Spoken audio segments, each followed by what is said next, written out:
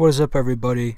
It's another episode of the Xancast. This is part 2 of us talking about aliens because aliens needed to be a two-parter. It was the only way. It was clearly the only way. And now we are here. The second part of all this cool alien stuff. Alright? And we're going to get started by seeing a few more sightings of aliens. Alright? I said last episode we get to a few more. And we're going to get to a few more. These ones are in the late 80s and the 90s. The Voronezh UFO incident, where Soviet Union, Mercury claimed to have seen a UFO and a three-eyed alien. This again is coming out the fact of somebody I know. It says the aliens, all of them look just like humans. Someone just said one of three eyes, and humans don't have three eyes, so, I would imagine knowing someone who thinks all aliens look human. I also mentioned in the last podcast that I know someone who doesn't believe in aliens, period. Two things that do not make sense. Here's a Belgian UFO wave. This is in Belgium. Reports of a large, silent, low, black flying triangle allegedly investigated by Belgium's military. Allegedly, alright? Allegedly. STS-48 incident. Space shuttle discovery while in orbit. Outer space. Video taken during mission STS-48 shows a flash of light in several objects apparently flying in an artificial or controlled fashion.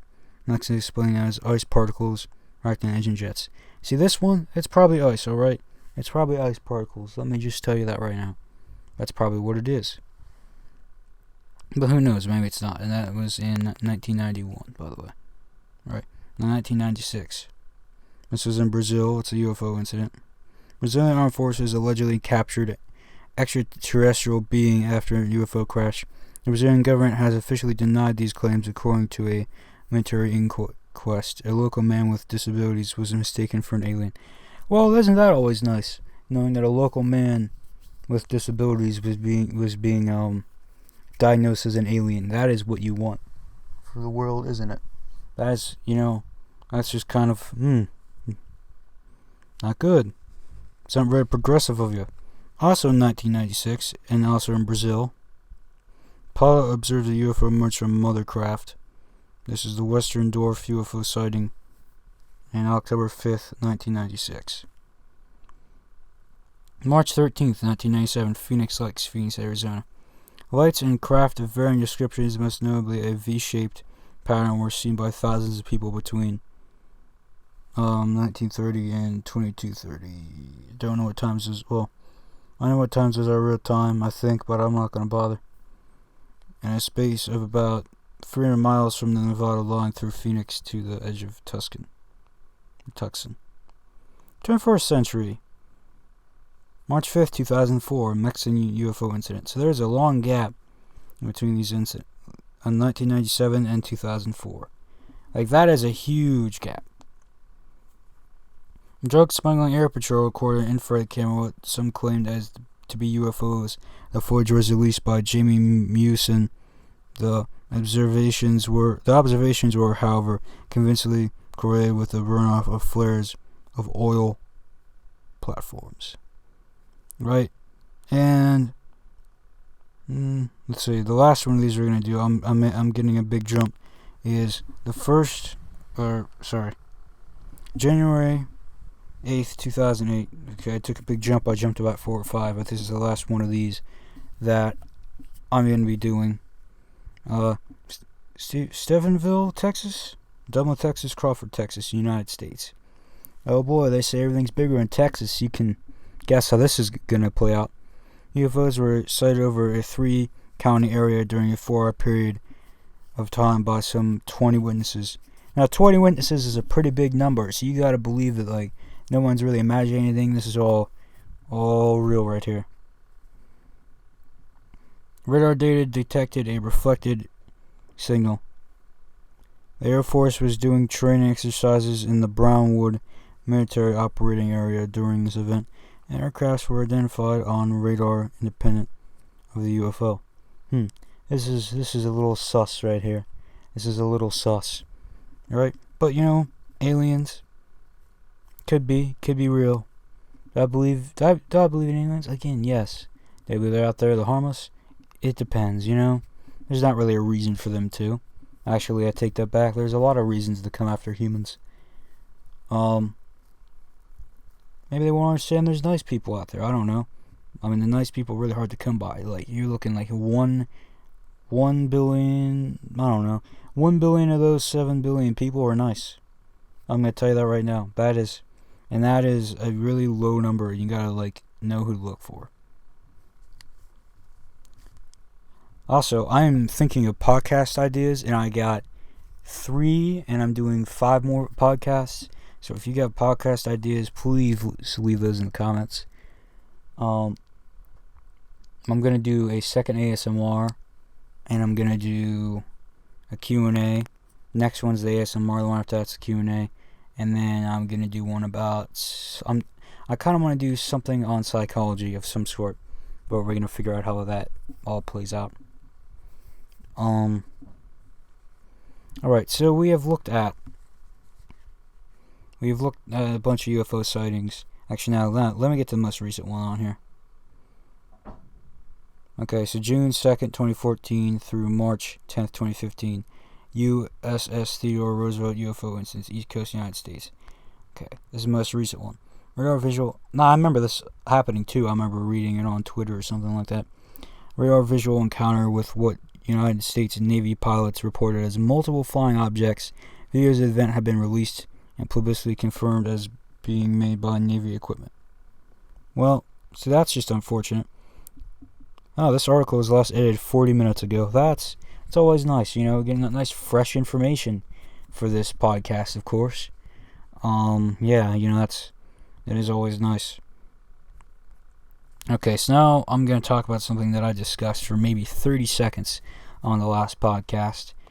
And they are the Men in Black. Now, I'm not talking about Will Smith, alright? No, I'm talking about the 2 men that were roughly poor, 8 foot tall, look exactly the same. And whenever you see an alien sighting, they usually come around, alright? Now, if I can find an article about them...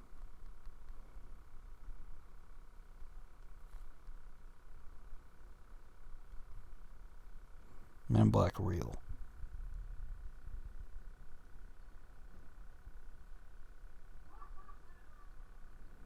Okay, here's an article from the History Channel. UFO sightings that launch Men in Black mythology. All their different incarnations of Men in Black usually have one main purpose: to muzzle witnesses of strange paranormal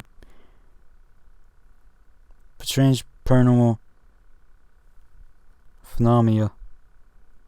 It's possible that the story of Men in Black, the mysterious figures that would become the subject of fascination in UFO conspiracy circles, eventually breaking mainstream pop culture, can be traced back to one day, June 27th, 1947. It's quite possible I'll start with a man, a boy, a dog on a boat. The story goes, Harold Dow, was on a conservation mission of the Puget Sound near... Pungent Sound, no it's not, there's no N. Puget Sound near the shore of Washington's Maui Island, gathering logs when he saw 6 donut-shaped obstacles? Okay, this article needs to be proofread. Hovering about half a mile above the boat. Before long, one of them fell nearly 1,500 feet, followed by raining metallic debris, some of which hit Dow's son, Charles, on his arm, as well as the family dog, who didn't survive the ordeal. Well, that's unfortunate.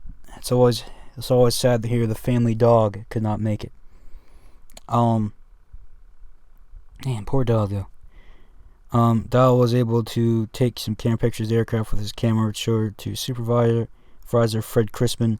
A skeptical Crispin went back to the scene, looked at himself, saw a strange aircraft with his own eyes. The following morning, Dow was visited by a man in a black suit, ended up at a local diner where the man was able to recount in extraordinary detail what Dow had just experienced. What I have said is proof to you that I know a great deal more about this experience of yours than you will want to believe, the man said, according to the author Gray Baker's 1956 book, They Knew Too Much About the Flying Saucers. Dell was told not to speak of the incident if bad things happened. Or if he did, bad things would happen. Supposed events in Maui Island have continued to fuel conspiracy theories to this day, even though a U.S. government investigation deemed it a hoax after Dell and Crimson later admitted as much, particularly the mention of the man in black suit revolving a key obsession for UFO enthusiasts to spread bringing pop culture links to a comic book series and a blockbuster movie trilogy. All their different incarnations, the Men in Black usually have one main purpose: to muzzle witnesses of strange paranormal phenomena. They almost always wear black suits and hats with dark sunglasses and drive black cars, arrive in groups of 2 or 3. Some describe them as one would an FBI agent, while others call the Men in Black as having strange appearances. Kind of supernatural, glowing eyes, strange complexions. So how we go from Harold Dale to Will Smith. Transformation is a story from a first press report to a folkloric tale to a comic book and now film. That's just talks about the film and stuff. Yeah, they got a few more stories here, but that's a lot of what they are. See if I can go. I'm gonna go to the Wikipedia page now. There is video that has been seen of them walking into a hotel or something, and that's been popularized. I don't know how. I don't know if it's faked footage or not, but like if it is, then it is. If it's not, then well, what are we gonna do about it? It's just nothing we can do about it. And if it exists, then okay, Now, so here's the folklore section. Folklorist James R. Lewis compares accounts of Men in Black with tales of people encountering Lucifer and spectacles that they can be considered a psychological drama. Ufologists, Men in Black appear prominently in ufology and folklore in the 1950s and 60s.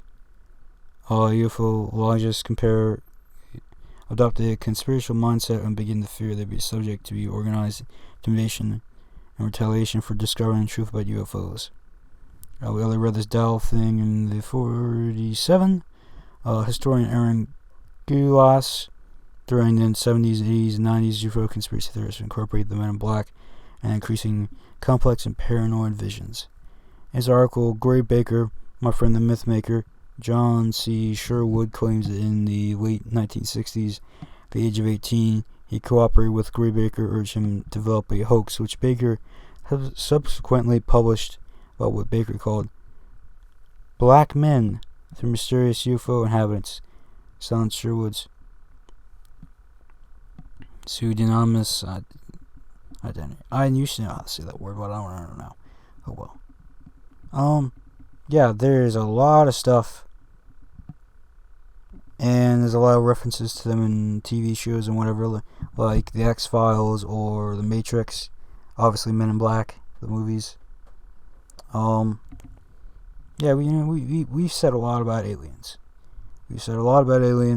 I'm sure there's more stuff I wanted to cover, and I haven't even been on here that much. But yeah, I've talked about some aliens. I said some stuff. We said some things. See if I can. I'm gonna look in the crop circles.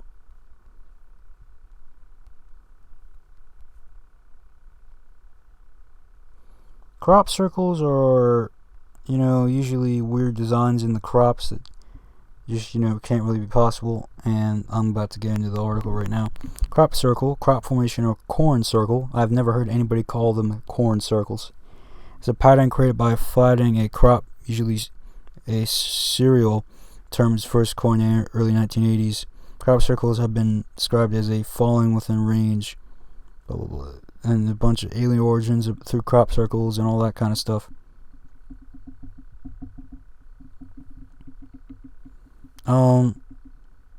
Yeah, nobody really knows how these happens, but for folklore, everybody's saying aliens, or maybe the devil or whatever.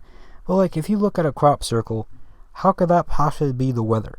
Crop circles look kind of weird. This is one I'm looking at from Switzerland, and there's just a bunch of weird shapes, and it's just kind of weird, I gotta say. Nothing on here really talks about aliens that much, which is kind of unfortunate. But yeah, That is not good. I mean, I don't know. See, I could see you doing this with machines or whatever, but like saying that the weather made a crop circle, that just doesn't really make any sense to me, because I just don't see how it's possible for the weather to produce a crop circle. I mean, yeah, you could say it's man-made machines doing it, I guess. And these people just saying on the news it's aliens to maybe get attention for their farm or their farming company, or get on TV or the paper. Nobody even cares about the newspaper anymore. I remember once a week reading those cartoons from the newspaper, and I know this is unrelated, but I just loving it. And now the newspaper has gone to the wayside.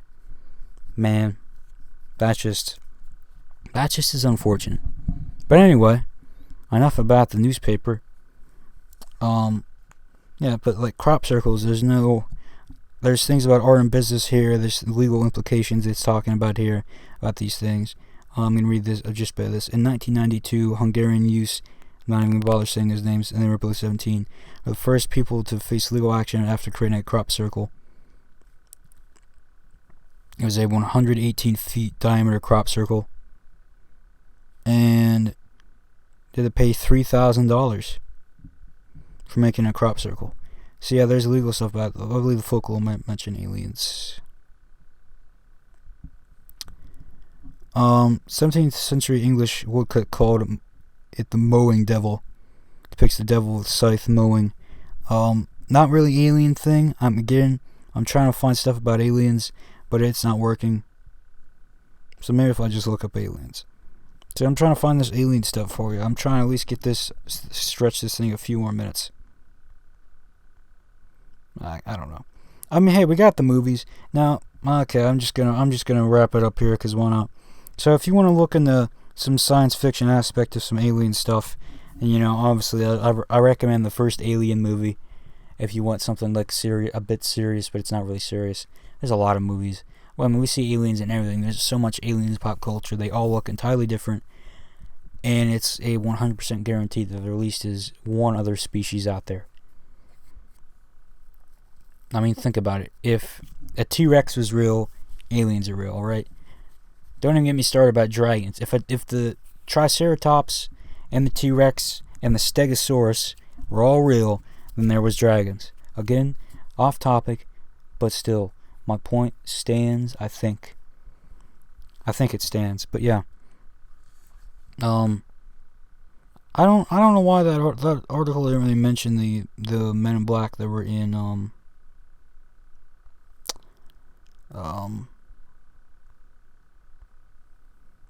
that hotel. I didn't see that, but I see that, but oh well. Anything I can find, any references? Nope. I've looked about just about everything. There's a reference to them in Doctor Who. That's always nice. Doctor Who. I have never seen it. I've never seen a single thing of Doctor Who, but I've been told I should. But anyway, I'm gonna wrap it up now. Thank you everybody for watching. Next week we're gonna be back with ASMR. I know everybody liked that. I don't know how. I don't think I did a good job of that ASMR, which is why I am doing a second one, and then I'm never doing ASMR again.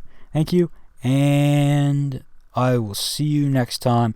Also, there's a Zanzone trailer. Zanzone's coming back March 26th. Be prepared for that. Alright, bye for real this time.